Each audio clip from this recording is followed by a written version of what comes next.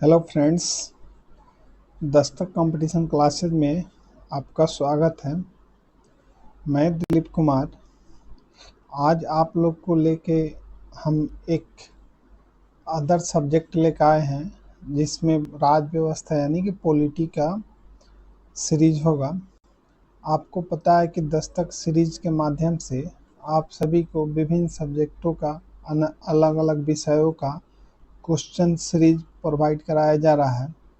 उसी को मद्देनज़र रखते हुए आज मैं आप लोग के सामने राज्य व्यवस्था यानी कि पॉलिटी का क्वेश्चन सीरीज लेकर आया हूँ, जिसमें आपको मैं भाग 1 से भाग 4 तक के जो भी महत्वपूर्ण क्वेश्चन बन सकते हैं उस क्वेश्चन को कराऊंगा, जिसके माध्यम से आप किसी भी एग्ज़ाम में स्पेशली ग्रुप डी के बच्चों के लिए वो आसानी से कोई भी क्वेश्चन को हल कर सकते हैं। और आप देख ही रहे होंगे कि कोई भी एग्ज़ाम में भाग 1 से भाग 4 के बीच में जो भी प्रश्न बनते हैं पॉलिटी में, वो ज़्यादा से ज़्यादा क्वेश्चन यहीं से बनते हैं। तो उसी को ध्यान में रखते हुए मैं लगभग 150 के आसपास में भाग 1 से भाग 4 तक का क्वेश्चन लेकर आया हूँ, जिसमें आज कोशिश करेंगे कि ज़्यादा से ज़्यादा क्वेश्चन हो सके और इसी को फिर आगे हम लोग कंटिन्यू करेंगे। इसमें हम लोग सबसे पहला क्वेश्चन ये किए हैं, सबसे पहला हमारा क्वेश्चन है कि भारतीय संविधान को कितने भागों में विभाजित किया गया है। हमारा पहला क्वेश्चन है कि भारतीय संविधान को कितने भागों में विभाजित किया गया है। 16 भाग, 22 भाग, 24 भाग, 25 भाग। तो आपको पता है कि हमारा संविधान जो है वो 25 भागों में विभाजित है। कितने भागों में विभाजित है? 25 भागों में। और इसमें 395 आर्टिकल है। कितने आर्टिकल हैं? 395 आर्टिकल है। 395 आर्टिकल है। तो इसी के लिए तो इसका आंसर क्या हो जाना चाहिए? 25 भाग। क्या होना चाहिए? 25 भाग। नेक्स्ट क्वेश्चन देखते हैं कि वर्तमान में भारतीय संविधान में गणना की दृष्टि से कितने अनुच्छेद और अनुसूचियां हैं। देखिए, यहाँ प्रश्न ये बनता है, क्वेश्चन में ये पूछा है कि गणना की दृष्टि से। किससे पूछा है? क्वेश्चन में ये पूछा है कि गणना की दृष्टि से कितने अनुच्छेद और कितने भाग हैं। ठीक है, कुल कितने अनुच्छेद हैं, गणना की दृष्टि से कुल कितने अनुच्छेद हैं और अनुसूची है। तो आप ध्यान से देखेंगे कि गणना की दृष्टि से पूछा। क्या पूछा है? गणना। अगर एक्चुअल में देखा जाए तो हमारे संविधान में 395 अनुच्छेद हैं और 12 अनुसूचियां हैं, लेकिन ये पूछा है गणना की दृष्टि से। गणना की दृष्टि से मतलब कि मान लीजिए कोई आर्टिकल 4 है, तो आर्टिकल 4 का बहुत सारा पार्ट 1, 2, 3 ऐसे कर करके जोड़ा गया है। तो उसी तरह करके गणना की दृष्टि से हमारे संविधान में 444 अनुच्छेद और 12 अनुसूची के आसपास में, जो 450 के आसपास में पहुंच चुका है। तो इसका आंसर होगा गणना की दृष्टि से 444 या 450 के आसपास, और अनुसूची कुल है 12। शुरुआत में हमारे देश में जो अनुसूचियां थी उनकी संख्या 8 थी। कितनी थी? 8।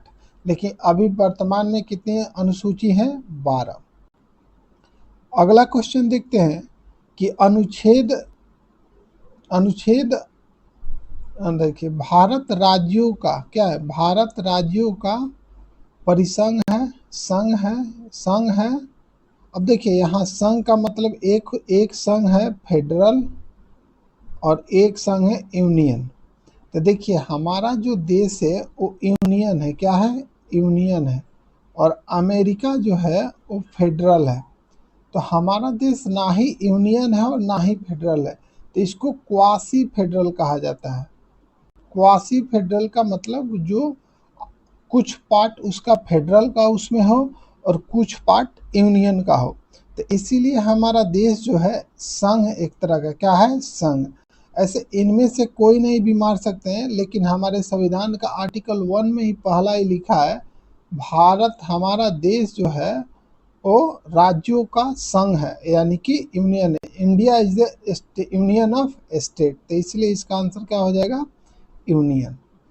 नेक्स्ट क्वेश्चन देखते हैं कि सिक्किम भारत का एक राज्य बन गया था।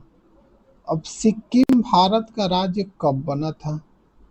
तो ये 35वें संशोधन के अंतर्गत और 36वें, देखिए 35वें संशोधन के अंतर्गत ये एक इंटर स्टेट, मतलब एक तरह से सह को स्टेट बना। को स्टेट का मतलब ये होता है कि ऐसे राज्य जो अभी पूर्ण रूप से किसी देश में मिलना नहीं चाहते हैं, लेकिन वो आपके साथ कुछ दिन रहेंगे, उसके बाद से उनको लगेगा कि आपके साथ हम मिलजुल कर रह सकते हैं, तो वो रहेंगे। तो इसीलिए 35वें संविधान संशोधन के माध्यम से सिक्किम जो है पहले को स्टेट बना, यानी कि सह राज्य बना। उसके बाद 36वें संशोधन जब हुआ तो वहां से वो फुल स्टेट का दर्जा प्राप्त किया और भारत में मिल गया। तो भारत में आज सिक्किम हमारा एक पूर्ण राज्य के रूप में प्राप्त हुआ है। तो इसका आंसर हो जाएगा 35, यानी कि 35वें संशोधन अधिनियम के अंतर्गत। नेक्स्ट क्वेश्चन है हमारा कि 5वां संविधान के निम्नलिखित में से किस प्रावधान के अंतर्गत भारतीय संसद को नया राज्य बनाने का, देखिए यहाँ क्वेश्चन पूछा है नया राज्य बनाने का अधिकार। तो देखिए अनुच्छेद 2 में जो है वो राज्य के नाम परिवर्तन और ये तोड़ मरोड़ की करने की शक्ति है, लेकिन अनुच्छेद 3 में जो है वो नया राज्य बनाने की शक्ति किसको दिया जाता है? संसद को। किसको दिया जाता है? संसद को। तो संसद चाहे तो एक बड़े स्टेट को तोड़ के कोई 2 छोटे छोटे स्टेट में बना सकता है। जैसे आप देखे होंगे मध्य प्रदेश से छत्तीसगढ़ अलग हुआ, यूपी से उत्तराखंड अलग हुआ, बिहार से झारखंड अलग हुआ। ऐसे ऐसे बहुत सारे स्टेट का, जैसे अभी हाल का एग्जाम्पल है तेलंगाना, जो आंध्र प्रदेश से अलग हुआ। तो ऐसे ऐसे बहुत सारे एग्जाम्पल आपको मिलेंगे जो अनुच्छेद 3 के तहत, अनुच्छेद 3 के तहत केंद्र सरकार ने बहुत सारे स्टेट का नया नया रूप दिया। अगला क्वेश्चन है कि नए राज्य के गठन यानी कि कार्व आउट की शक्ति निहित है। नए राज्य की गठन अभी पता है कि नए राज्य की गठन अनुच्छेद 3 के तहत, अनुच्छेद 3 के तहत किसके पास निहित है? संसद के पास। लेकिन इसमें एक बात और है कि संसद नए राज्य का गठन कर सकती है और इसका सलाह आपको माने इसका जो सलाह ले सकती है उस स्टेट से कि उसमें का कोई नया राज्य बना रहे हैं कि नहीं बना रहे हैं। तो ये सलाह जो है वो एक तरह से सूचना तो दी जाती है उस स्टेट को, लेकिन उस स्टेट की बात को मानना न मानना ये संसद के ऊपर डिपेंड करता है। संसद उस स्टेट की बात को मान भी सकता है और नहीं भी मान सकता है। तो इसीलिए नए राज्य के गठन के क्रम में संसद जो है सर्वोपरि है। तो इसका आंसर हो जाएगा संसद में।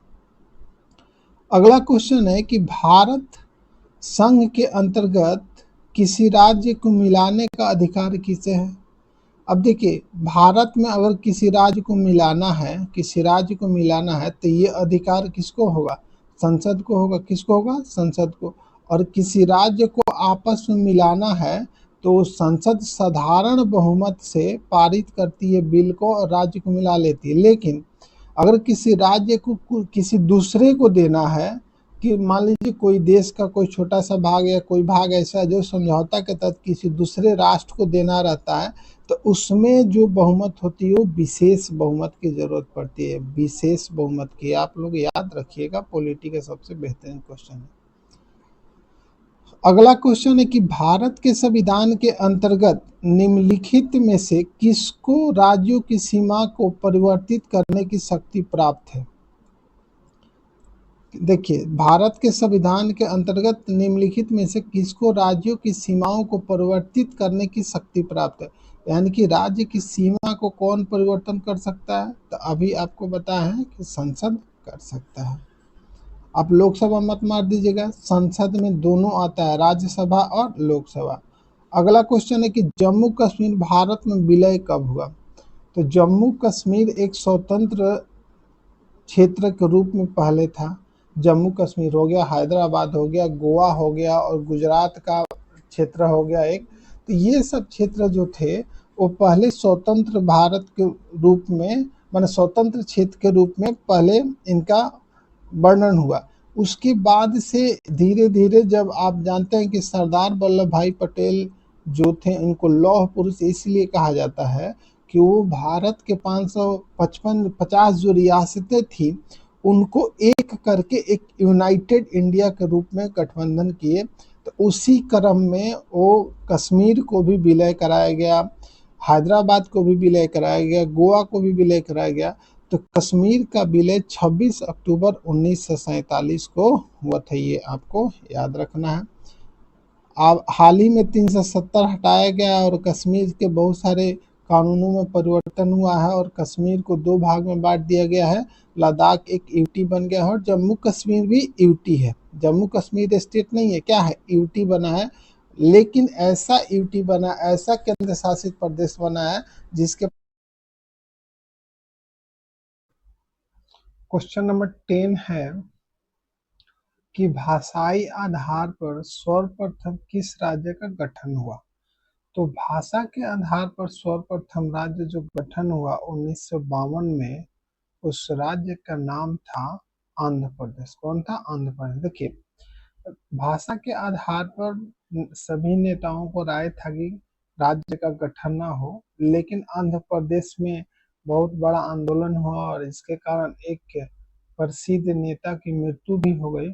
और उसी को मद्देनजर रखते हुए नेताओं ने हड़बड़ी में आंध्र प्रदेश को भाषाई के आधार पे सर्वप्रथम राज्य घोषित कर दिया। तो इसका आंसर हो जाएगा आंध्र प्रदेश। क्या हो जाएगा? आंध्र प्रदेश। अगला क्वेश्चन है कि आंध्र प्रदेश एक भाषाई राज्य के रूप में गठित किया गया। कब किया गया? 1953 में, यानी कि 1952 के लास्ट में भूख हड़ताल हुआ था जिसके कारण उनकी मृत्यु हो गई थी और 1953 आते आते भाषाई राज्य के रूप में आंध्र प्रदेश को गठित कर दिया गया। भाषाई आधार पर राज्यों का पुनर्गठन कब किया गया? देखिए, पहले तो विचार था कि भाषा के आधार पर पुनर्गठन न हो, लेकिन आंध्र प्रदेश का आंदोलन देखते हुए अन्य राज्य भी आंदोलन करने की मांग करने लगे। तो इसीलिए 1956 में भाषा के आधार पर राज्य आयोग का गठन हुआ और उसने राज्य भाषा के आधार पर कई राज्यों का निर्माण किया, जिसमें 14 राज्य और 6 यूटी के बाद आया। अगला क्वेश्चन है कि जम्मू कश्मीर और लद्दाख दो अलग अलग केंद्र शासित प्रदेश घोषित किए गए। अब राज्यों की संख्या कितनी है? तो कुल राज्यों की संख्या हो गई 28 और यूटी की संख्या हो गई है 8। केंद्र शासित प्रदेश हो गए हैं 8 और राज्य हो गए हैं 28। सबसे अंतिम राज्य कौन है जो इसमें जुड़ा है?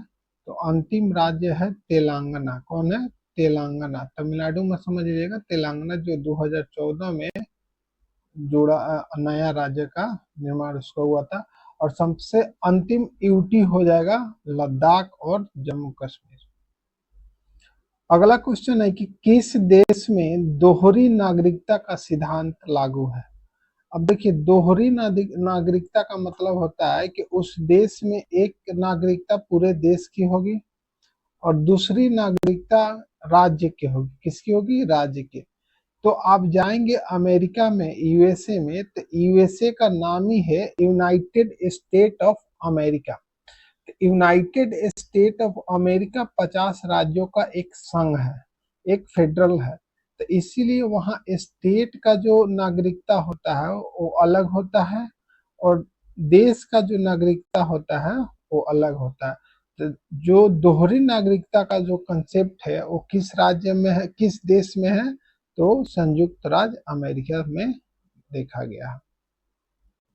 अगला क्वेश्चन है कि राज्य पुनर्गठन आयोग ने 1 नवंबर 1956 को कितने राज्य संघ बनाए? कितने राज्य संघ बनाए, यानी कि कितना यूनियन स्टेट बना? देखिए, राज्य संघ, राज्य का संघ, राज्य संघ नहीं, संघ राज्य। तो संघ राज्य जो बनाए 1 नवंबर 1956 को, आपको बताएं कि 14 राज्य बना और 6 यूटी बना। 14 स्टेट बना और 6 यूटी बना। तो हमारा आंसर क्या हो जाएगा, 14 राज्य और 6 राज्य, संघ राज्य। आज वर्तमान में हमारे देश में 28 राज्य हैं और 8 यूटी हैं। 28 राज्य हैं और 8 यूटी हैं। अगला क्वेश्चन है कि भारत में संघ राज्यों का प्रशासन होता है। संघ राज्य यानी कि यूटी, क्या यूटी। तो यूटी का प्रशासन कैसे होता है? भारत में जो यूटी का प्रशासन है वो राष्ट्रपति के द्वारा, या तो वहां के एलजी, या तो वहां के गवर्नर क्या होते हैं, लेफ्टिनेंट गवर्नर होते हैं, और या तो वहां के कोई उच्च आयुक्त होता है, वो इसका शासन करता है। तो जनरली नेक्स्ट क्वेश्चन है कि भारतीय संविधान में निम्न में से कौन सी नागरिकता प्रदान करता है?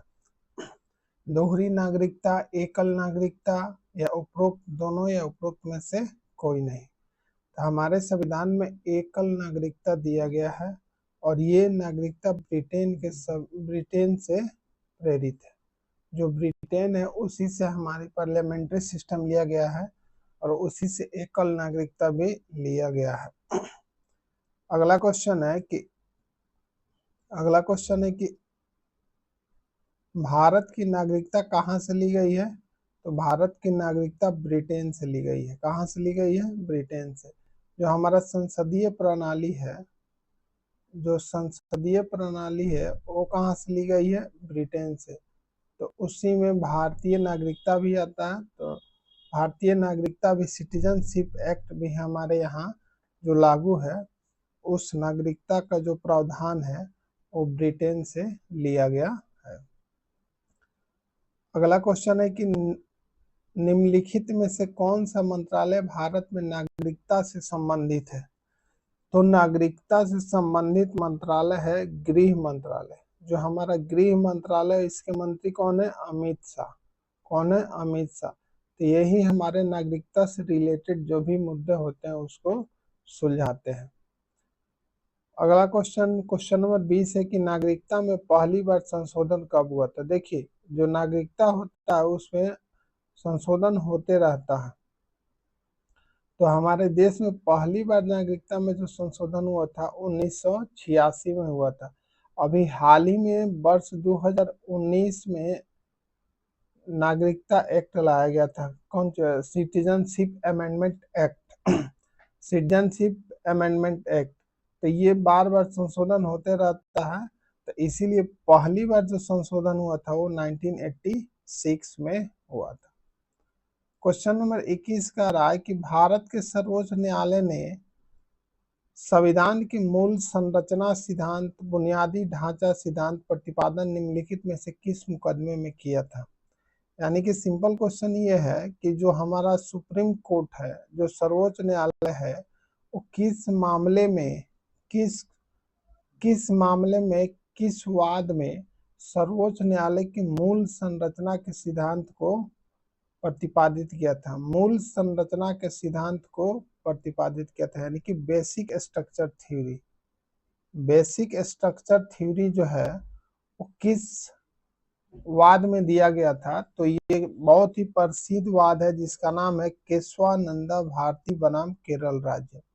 केशवानंदा भारती जो थे वो केरल के एक मठ था, उसी के मैनेजमेंट हेड थे, उसी के मालिक थे। और केरल राज्य से इनकी विवाद चल रही थी जमीन का और मठ के सभी प्रबंधन का। तो उसी से रिलेटेड ये वाद हुआ था और इसमें 13 जजों का बेंच बैठा था। 13 जजों का बेंच बैठा था और इस वाद में ये डिसाइड किया गया कि मूल संरचना का सिद्धांत, यानी कि संविधान की जो मूल संरचना है उसको किसी भी अमेंडमेंट के थ्रू बदला नहीं जा सकता। आप कोई भी बदलाव कीजिए, लेकिन संविधान का जो बेसिक स्ट्रक्चर है वो बदला नहीं जा सकता। अगला क्वेश्चन है कि मौलिक अधिकार में कौन सी बात की स्वतंत्रता नहीं है? देखिए, मौलिक अधिकार आर्टिकल 19 में जो है वो हमारे यहाँ जो हमारे संविधान में राइट टू फ्रीडम है, राइट टू फ्रीडम है। और आर्टिकल 19 में ही 6 प्रकार की स्वतंत्रता दी गई है। उसमें विचार व्यक्ति की स्वतंत्रता है, शांतिपूर्ण प्रदर्शन की स्वतंत्रता है, धरना देने की स्वतंत्रता है, लेकिन हड़ताल और तोड़ फोड़ करने की स्वतंत्रता नहीं है। तो हमारा आंसर क्या हो जाएगा, हड़ताल करने की आजादी नहीं है। अगला क्वेश्चन है कि समानता का अधिकार निम्न में से किन अनुच्छेदों के अंतर्गत आता है। तो समानता का अधिकार आर्टिकल 14 से लेकर आर्टिकल 18 तक है। कहां से कहां तक है, आर्टिकल 14 से लेकर आर्टिकल 18 तक। तो आप देख लीजिए आर्टिकल 14, 15, 16 दिया है, तो आंसर हो जाएगा 2, 3, 4। 2, 3, 4 समानता का अधिकार है 14 से 18, और 19 से लेके 22 तक जो है वो किसका अधिकार है, राइट टू फ्रीडम का, स्वतंत्रता का अधिकार। तो राइट टू फ्रीडम 19 से 22 तक है, और समानता का अधिकार 14 से 18 तक है। तो आंसर हो जाएगा 2, 3, 4। निम्नलिखित में से किसे सर्वोच्च न्यायालय ने मौलिक अधिकार के रूप में मान्यता दी है। आवास का अधिकार, विदेश यात्री का अधिकार, समान कार्य के लिए समान वेतन। देखिए आवास का अधिकार और विदेश यात्रा करने का अधिकार, विदेश यात्रा करने का अधिकार आर्टिकल 21 में दिया गया है। तो इसका आंसर हो जाएगा 1 और 2। जो समान कार्य और समान वेतन का जो अधिकार है, ये एक्ट के माध्यम से सरकारी कार्यालयों में लागू है, लेकिन प्राइवेट और निजी कार्यालय में समान कार्य के लिए समान वेतन का अधिकार अभी लागू नहीं है। तो इसलिए आंसर हो जाएगा 1 और 2। क्वेश्चन नंबर 25 है कि निम्नलिखित कथनों में से कौन सा सही नहीं है। और कथन है कि के मुंशी संविधान का प्रारूप बनाने वाले समिति के एक सदस्य थे, सही है। संविधान सभा द्वारा भारतीय संविधान स्वीकार किया गया, ये भी सही है। बलवंत राय मेहता समिति रिपोर्ट ने 1957 द्वारा पंचायती राज की स्थापना किया, ये भी सही है। और संविधान के अंतर्गत मूल अधिकारों का संरक्षक भारत का राष्ट्रपति है, ये स्टेटमेंट सही नहीं है, क्योंकि हमारा मूल अधिकार का जो रक्षक है वो राष्ट्रपति ना होके सुप्रीम कोर्ट और हाई कोर्ट है। कौन कौन है, सुप्रीम कोर्ट और हाई कोर्ट। तो हमारा आंसर क्या हो जाएगा, आंसर डी हो जाएगा। निम्नलिखित में से किस एक को नागरिकों के मौलिक अधिकारों का रक्षक कहा जाता है। अभी बताया है कि मौलिक अधिकारों का जो रक्षक है भारत में वो सुप्रीम कोर्ट और हाई कोर्ट होता है, सुप्रीम कोर्ट और हाई कोर्ट। तो इसलिए हमारा आंसर हो जाएगा उच्चतम न्यायालय। क्या हो जाएगा, उच्चतम न्यायालय। क्वेश्चन नंबर 27 का रहा है कि भारतीय संविधान का निम्नलिखित में से कौन सा अनुच्छेद यह निर्धारित करता है कि संपोषित कुओं, तालाबों और स्नान घाटों का प्रयोग करके किसी भी नागरिकों को वंचित नहीं किया जा सकता। यानी कि जो भी सरकार के पैसे से, जो भी सरकार के खर्च से कुआं, तालाब और स्नान घर बना है, उन घरों पे, उन घाटों पे आप किसी भी आदमी को भेदभाव या जाति, धर्म, लिंग के आधार पे वहां पे छुआछूत नहीं कर सकते हैं। तो ये आर्टिकल 15 में कहा गया है, अनुच्छेद 15 में कहा गया है। संपत्ति के मौलिक अधिकार को कब समाप्त कर दिया गया। तो ये संपत्ति का जो मौलिक अधिकार का मतलब होता है कि संपत्ति जो होता है वो राइट टू फंडामेंटल राइट में आ जाता है, जिसके कारण सरकार के द्वारा जो भी कार्य किए जाते हैं उसमें अगर कोई रोड बनाना हो, रेलवे बनाना हो तो जमीन लेना पड़ता है। तो इसके लिए बहुत सारे परेशानियां होती थी, और उसी परेशानियों को लेकर खत्म करने के लिए फंडामेंटल राइट जो संपत्ति का था उसको हटा के अब उसको एक लीगल राइट बोल दिया गया है, यानी कि ये कानूनी अधिकार हो गया है।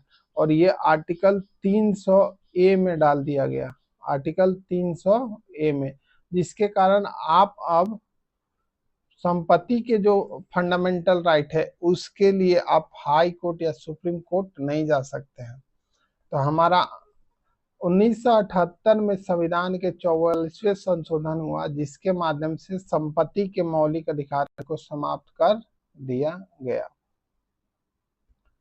अगला क्वेश्चन है कि निम्नलिखित में से किसको संविधान द्वारा मौलिक अधिकारों को लागू करने की शक्ति दी गई है।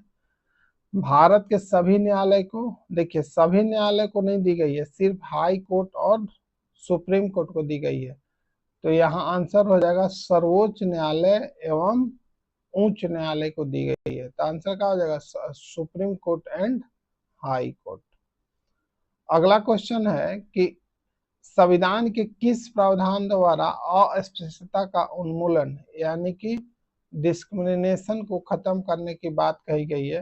तो देखिए, किसी भी 5 आधार पे भेदभाव ना हो, जिसमें जाति, धर्म, लिंग, निवास ये सब आता है, तो 5 आधार पे भेदभाव ना हो, वो आर्टिकल 15 में कहा गया है।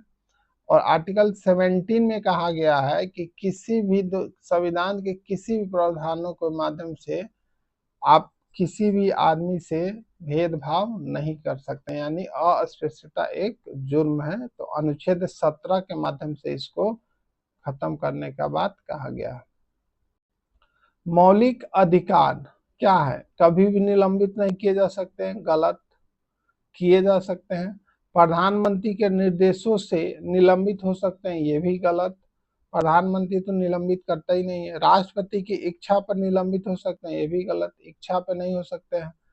आपातकालीन स्थिति में निलंबित किए जा सकते हैं। आपातकालीन, मान लीजिए इमरजेंसी लग गया, तो इमरजेंसी में आर्टिकल 19 जो होता है, अनुच्छेद 19 वो स्वतः समाप्त हो जाता है, और उसके बाद 20-21 पे हम लोग बात कर सकते हैं। लेकिन आपातकालीन स्थिति में आर्टिकल 19 स्वतः समाप्त हो जाता है। तो हमारा आंसर हो जाएगा आपातकालीन स्थिति में निलंबित किए जा सकते हैं। International convent on civil political rights, international convent on civil political right के अनुच्छेद द्वारा किस अनुच्छेद को सुरक्षित किया गया है? तो अनुच्छेद, बच्चों के लिए किस अनुच्छेद को? बाल अधिकार, देखिए क्या बोला है, बाल अधिकार के लिए, बाल अधिकार के लिए किस अनुच्छेद को सुरक्षित किया गया? तो बाल अधिकार जो है हमारा बलात् श्रम और श्रम के लिए अधिकार जो दिया गया हो, आर्टिकल 23 और 24 में दिया गया है। किस में दिया गया है? 23 और 24 में। तो हमारा आंसर हो जाएगा आर्टिकल 24। आर्टिकल 24 यानी कि अनुच्छेद 24 ही कहता है कि सिविल और पॉलिटिकल राइट जो होना चाहिए वो बच्चों के लिए दिया जाना चाहिए। निम्नलिखित में से युग्मों में से कौन सा सही सुमेलित नहीं है? मानव के दुर्व्यापार तथा बलात् श्रम अनुच्छेद 23 श्रम का प्रतिषेध है, सही है। पूछ रहा है कौन सा सही नहीं है? तो मानव के लिए दुर्व्यापार तथा बलात् श्रम अनुच्छेद 23 में है, ये भी सही है। अल्पसंख्यक वर्गों के हितों को अनुच्छेद 29 में संरक्षण दिया गया, ये भी सही है। संवैधानिक उपचारों का अधिकार अनुच्छेद 32 में, ये भी सही है। शिक्षण संस्थानों के स्थापना अनुच्छेद 31 ये कह रहा है कि अनुच्छेद 31 के माध्यम से प्रशासन करने का अधिकार अल्पसंख्यकों को है, नहीं। शिक्षा संस्थानों में अनुच्छेद 31 के तहत ना होकर अनुच्छेद 30 के तहत प्रशासन करने का अधिकार अल्पसंख्यक शिक्षा संस्थानों में अल्पसंख्यकों को है। तो इसीलिए आंसर हमारा हो जाएगा डी। क्या हो जाएगा? डी। क्वेश्चन नंबर 35 है कि भारत के संविधान के किस भाग में हम नागरिकता से संबंधित प्रावधानों को पाते हैं? तो भाग 1 में तो हमारा यूनियन एंड टेरिटरी और इसका बात किया गया है। भाग 2 में नागरिकता का बात किया गया है, और भाग 3 में फंडामेंटल का राइट का बात किया गया है। तो हमारा आंसर क्या हो जाएगा? भाग 2। क्वेश्चन नंबर 35 है कि भारत में नागरिकता प्राप्त करने की कितनी विधियां हैं? तो देखिए, नागरिकता प्राप्त करने की जो विधि है भारत में वो 5 है। कितनी है? 5। जन्म से, निवास से, वंश से, तो ऐसे ऐसे करके रजिस्ट्रेशन से, ये 5 विधियां हमारे देश में लागू है। उसके बाद आता है क्वेश्चन नंबर 36, निम्न में से कौन सा नागरिकता के अर्जन हेतु शर्तों को नियत करने के लिए सक्षम है? अब जो हम नागरिकता प्राप्त करते हैं उस नियम कानून को कौन फिक्स करता है, यानी कि कौन जारी करता है? तो उस चुनाव आयोग, राष्ट्रपति या संसद या राज्य विधानसभा। देखिए, नागरिकता से संबंधित जो भी मामले होते हैं, जो भी क्रिया पर क्रिया होती है, वो हमारा संसद करता है, और संसद में ही कौन करता है? गृह मंत्रालय करता है। समझ में आया? तो आंसर हो जाएगा संसद। अगला है कि अनुच्छेद नागरिकता अधिनियम 1955 के अंतर्गत पंजीकरण द्वारा भारतीय नागरिकता प्राप्त करने के लिए भारतीय मूल के व्यक्ति को भारत में कितने वर्ष बिताने होंगे? अभी बताए हैं कि 5 प्रकार से नागरिकता प्राप्त किया जा सकता है, जिसमें एक पंजीकरण भी है। क्या है? पंजीकरण यानी कि रजिस्ट्रेशन। तो रजिस्ट्रेशन के माध्यम से अगर भारतीय मूल के व्यक्ति हैं, तब भी आपको 7 वर्ष तक रहना होगा। 6 वर्ष पूरा होने के बाद आप अप्लाई कर सकते हैं, तो इसीलिए 6 + 1 ईयर्स रहना पड़ता है। तो आंसर का हो जाएगा 7 वर्ष। मूल अधिकार क्या है? तो मूल अधिकार जो हमारा है, जो फंडामेंटल राइट है, मूल अधिकार यानी कि फंडामेंटल राइट, ये वाद योग्य है। वाद योग्य होने का मतलब कि आप किसी भी हाई कोर्ट, सुप्रीम कोर्ट या डिस्ट्रिक्ट कोर्ट कहीं भी जा सकते हैं अपने अधिकार के हनन होने पे। जब अधिकार का हनन होता है तो आप कोर्ट के दरवाजा को खटखटा सकते हैं। तो ऐसे अधिकार को मूल अधिकार कहा जाता है। क्या कहा जाता है? मूल अधिकार। और मूल अधिकार वाद योग्य होते हैं, इसलिए आंसर क्या हो जाएगा हमारा? वाद योग्य। मूल अधिकार वाद योग्य होते हैं, इसलिए हमारा आंसर हो जाएगा वाद योग्य। अगला क्वेश्चन है कि मैग्ना कार्टा किसे कहा जाता है? Magna carta. तो देखिए, मैग्ना कार्टा का जो कंसेप्ट है, पहली बार ब्रिटेन के राजा के द्वारा लाया गया।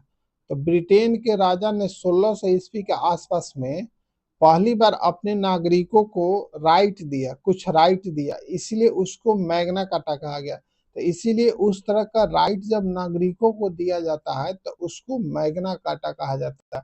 तो हमारे संविधान में मूल अधिकार जो है उसको मैग्ना कार्टा का सूची में रखा जाता है। मूल अधिकार किस देश से लिया गया है? मूल अधिकार किस देश से लिया गया है? तो मूल अधिकार यूएसए से लिया गया है। इसका कारण ये है कि यूएसए का संविधान 1776 के आसपास में बन चुका था, तो ये सबसे पुराना लोकतंत्र हो गया था उस समय का। तो इसीलिए वहां से हम लोग मूल अधिकार का जो प्रावधान है वो वहीं से लिए हैं, यूनाइटेड स्टेट ऑफ अमेरिका से लिए हैं। तो हमारा आंसर हो जाएगा यूएसए। मूल अधिकार का परिभाषा कौन सा अनुच्छेद में दिया गया है? अब डिफिनीशन पूछा है कि जो हमारा फंडामेंटल राइट है इसका डिफिनीशन कौन सा अनुच्छेद में दिया गया है? तो अनुच्छेद 12 में फंडामेंटल राइट का डिफिनीशन दिया गया है, और अनुच्छेद 12 से लेकर 35 तक हमारे विभिन्न प्रकार के मूल अधिकार अनुसूचित किए गए हैं। भारतीय संविधान के किस अनुच्छेद के अंतर्गत नागरिकों को मौलिक अधिकार दिया जाता है? तो नागरिकों को मौलिक अधिकार अभी बताए हैं, अनुच्छेद 12 से लेकर अनुच्छेद 35 के बीच में दिया गया है। और नागरिकता हमारा क्या है? 5 से लेके 11 तक, और 1 से लेके 4 तक क्या है? 1 से लेके 4 तक है यूनियन एंड इट्स टेरिटोरी।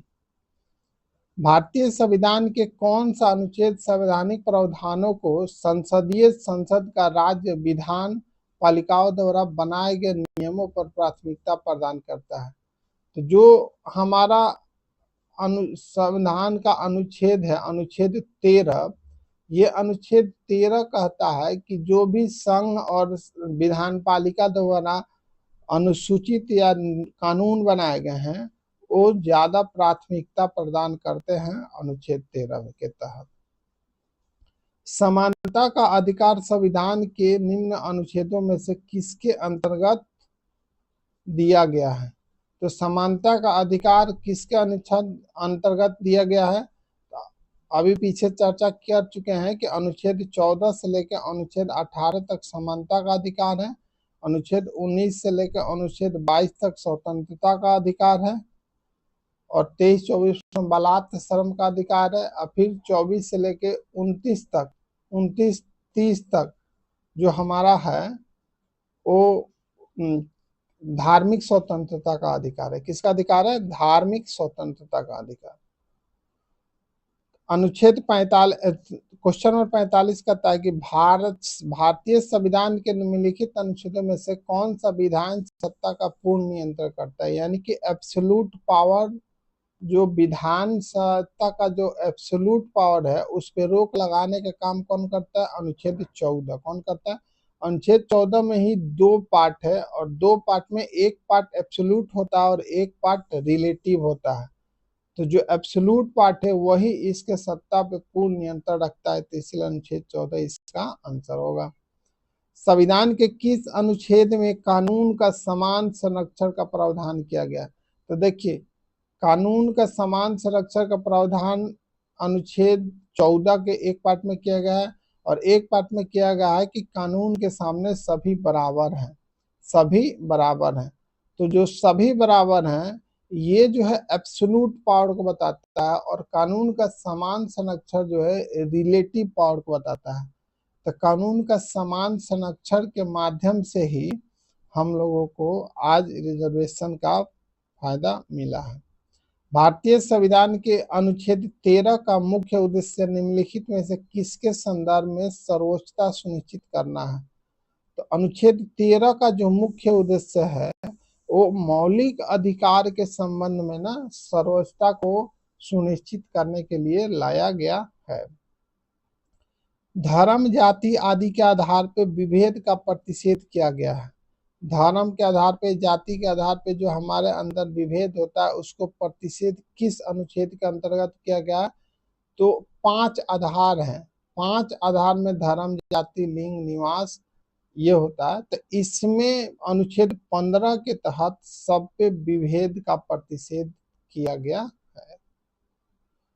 भारतीय संविधान का कौन सा अनुच्छेद जाति, धर्म, लिंग पर प्रतिबंध लगाता है? तो अनुच्छेद 15। इसमें अपवाद भी है, क्योंकि अपवाद ये है कि हम लोग महिलाओं और बच्चों को छूट देते हैं, इसीलिए अनुच्छेद 15 जाति, धर्म, लिंग, निवास और वंश 5 आधार पे भेदभाव को खत्म करने की बात करता है, लेकिन उसमें कुछ अपवाद भी दिया गया है। क्वेश्चन नंबर 50 है कि भारतीय संविधान का कौन सा अनुच्छेद में लोक नियोजन की चर्चा की गई है? लोक नियोजन की मतलब कि सरकारी नौकरी, क्या सरकारी नौकरी? तो सरकारी नौकरी की चर्चा किसमें की गई है? अनुच्छेद 16 में कहा गया है कि सभी लोगों को अवसर मिलेगा जॉब करने का, यानी कि सरकारी नौकरी करने का। तो अनुच्छेद 16 के माध्यम से लोक नियोजन को अनुसूचित किया गया है। क्वेश्चन नंबर 51 कहता है कि भारतीय संविधान के निम्नलिखित में से किस अनुच्छेद के द्वारा अस्पृश्यता को समाप्त करने की बात कही गई है? तो अस्पृश्यता को समाप्त करने की बात जो कही गई है अनुच्छेद 17 के द्वारा कही गई है, जिसके लिए SC/ST एक्ट भी बनाया गया। तो अनुच्छेद 17 के माध्यम से भारतीय संविधान के अस्पृश्यता को समाप्त करने की बात कही गई है। भारतीय संविधान के अनुच्छेद 17 का संबंध किससे है? तो अनुच्छेद 17 का संबंध जो है अस्पृश्यता उन्मूलन से है, यानी कि जो डिस्क्रिमिनेशन जो होता है इसको खत्म करने से संबंधित जो प्रावधान है वो है अनुच्छेद 17। भारतीय संविधान के अनुच्छेद 18 का संबंध किससे है? तो अनुच्छेद 18 का संबंध है उपाधियों का अंत। उपाधियों का अंत के पीछे का कंसेप्ट ये था कि सभी को समानता दिया जाए। क्या दिया जाए? Right to equality. तो समानता को मेंटेन करने के लिए उपाधियों का अंत किया गया अनुच्छेद 18 के माध्यम से। लेकिन जो शैक्षणिक उपाधियां हैं जैसे डॉक्टर, इंजीनियर, वकील, ये सब उपाधियां आप ले सकते हैं। पद्म श्री, उसके बाद से पद्म विभूषण, भारत रत्न, ये उपाधियां दी जा सकती हैं। लेकिन आप जैसे और भी उपाधियां जो राजा महाराजाओं के द्वारा दी जाती थी, राय बहादुर, सिकंदर, ये सब उपाधियां आप खत्म करेंगे। तो इसीलिए अनुच्छेद 18 के माध्यम से उपाधियों का अंत का बात कहा गया है। भारत के संविधान का निम्नलिखित में से कौन सा अनुच्छेद प्रेस की स्वतंत्रता से संबंधित है? आपको पता है कि अनुच्छेद 19 जो है इसमें 6 भाग है और 6 सब क्लॉज है, और 6 सब क्लॉज में स्वतंत्रता की बात कही गई है। और अनुच्छेद 19 का 1 का ए जो है, 1 का ए है, इसी में कही गई है कि अनुच्छेद प्रेस की स्वतंत्रता होनी चाहिए। विचार और अभिव्यक्ति की स्वतंत्रता का मतलब कि प्रेस की स्वतंत्रता होनी चाहिए। भारतीय संविधान के किस अनुच्छेद में भाषण एवं अभिव्यक्ति की स्वतंत्रता है? तो भाषण एवं अभिव्यक्ति की स्वतंत्रता अनुच्छेद 19 में कहा गया है। भाषण अभिव्यक्ति शांतिपूर्ण धरना देने का, व्यापार करने का, एक जगह से दूसरे जगह जाने का, ये सभी अधिकार अनुच्छेद 19 के माध्यम से दिया गया है। क्वेश्चन नंबर 56 है कि उच्चतम न्यायालय की व्यवस्था अनुसार निजी भवनों के ऊपर राष्ट्रीय झंडा को फहराना हर नागरिक का मौलिक अधिकार है। देखिए, निजी भवनों पर राष्ट्रीय झंडा फहराना ये हमारा एक तरह से मौलिक अधिकार है। तो ये अधिकार अनुच्छेद 19(1)(a) के तहत दिया गया। अनुच्छेद 19(1) का एक कहता है विचार और अभिव्यक्ति की स्वतंत्रता। किसका? विचार और अभिव्यक्ति। तो जो हमारा अभिव्यक्ति है उसी में आ जाएगा झंडा फहराना, यानी कि हम अभिव्यक्त कर रहे हैं कि हमारा जो भारतीय झंडा है इसको हम सम्मान से इसको फहरा सकते हैं, यानी कि एक तरह से आज़ादी के सिंबल को रिप्रेजेंट कर रहा है। तो ये अभिव्यक्ति की आज़ादी को शो करता है। इसीलिए क्वेश्चन नंबर 56 का आंसर हो जाएगा अनुच्छेद 19 का 1 का ए। संविधान का कौन सा अनुच्छेद दोष सिद्धि के संबंध में अभिव्यक्ति को दोहरे दंड और स्व अभिशंसन यानी कि स्वयं से स्वीकार कर लेने को संरक्षण प्रदान करता है। दोहरे दंड और स्वयं को जुर्म में स्वीकार करने से सुरक्षा प्रदान करता है अनुच्छेद 20। अनुच्छेद 20 जो कहता है वो कहता है कि कोई भी व्यक्ति अपने खिलाफ बयान नहीं दे सकता है, और दूसरा बात ये कहता है कि उसे एक ही मामले में एक से ज्यादा बार दंड नहीं दिया जा सकता है। तो अनुच्छेद 20 इसका आंसर हो जाएगा। भारत के संविधान का कौन सा अनुच्छेद अपनी पसंद के व्यक्ति के विवाह करने के लिए निजी अधिकार का संरक्षण देता है? तो अनुच्छेद 21 में बहुत सारे अधिकार को एक्सटेंड किया गया है। Right to life, right to marriage, उसके बाद से right to move, right to privacy, ये बहुत सारे अधिकार इसमें दिए गए हैं। जो फंडामेंटल राइट्स का सबसे ज्यादा अगर एक्सटेंशन किसी अनुच्छेद का हुआ है मूल अधिकार का, तो अनुच्छेद 21 का हुआ है। तो अनुच्छेद 21 में सुप्रीम कोर्ट द्वारा बहुत सारे अधिकारों को जोड़ दिया गया है। तो विवाह करने का, अपनी पसंद के व्यक्ति से विवाह करने का अधिकार अनुच्छेद 21 के माध्यम से दिया गया है। भारतीय संविधान का कौन सा अनुच्छेद व्यक्ति की प्राण एवं दैहिक स्वतंत्रता के संरक्षण से संबंधित है? प्राण एवं दैहिक स्वतंत्रता, राइट टू लाइफ। तो इसके लिए भी क्या है अनुच्छेद 21 से? देखिए, प्राण एवं दैहिक स्वतंत्रता के माध्यम से ही राइट टू पॉल्यूशन को खत्म करने की बात कही गई है। कहीं भी गंदगी है उसको साफ हवा लेने की बात कही गई है। ग्रीनरी का बात कहा गया है।